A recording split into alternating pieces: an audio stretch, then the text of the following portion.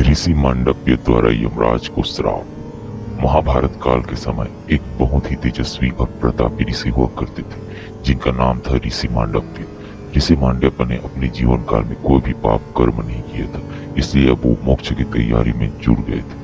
मगर इसी बीच एक दिन ऋषि मांडव्य के आश्रम में जब उनके शिष्यों ने पौधे लगाने के लिए जमीन की खुदाई की तो आश्रम की जमीन से बहुत सारा सोना निकलने लगा।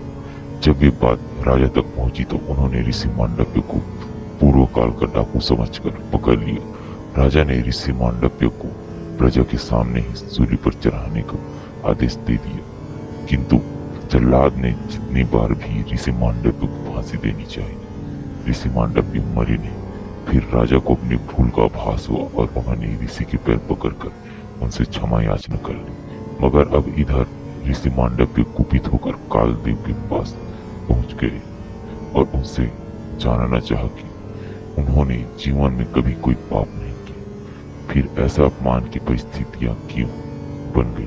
उसके साथ तभी यमराज ने ऋषि मांडव्य को उस वक्त का काल दिखाया जब वे 12 वर्ष के थे और उन्होंने खेल खेल में एक फतिंगे से की पूछे में सिक डालकर उसे उड़ाया था।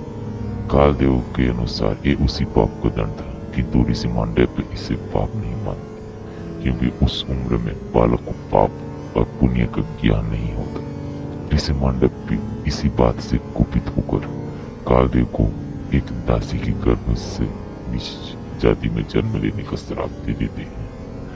कालांतर में वही यमराज नीतिवान विदुर के रूप में एक दासी के गर्भ से जन्म लेते हैं। द्वापर युग में धरती पर ऐसा कोई नहीं था जो लोगों की नीति अनीति का ज्ञान देकर उन्हें उचित मार्ग पर लाता। यमराज ने विदुर के रूप में हस्तिनापुर में जन्म लेकर उसी कमी को पूरा किया और उनकी विदुर नीतियां संसार भर में प्रसिद्ध हुई।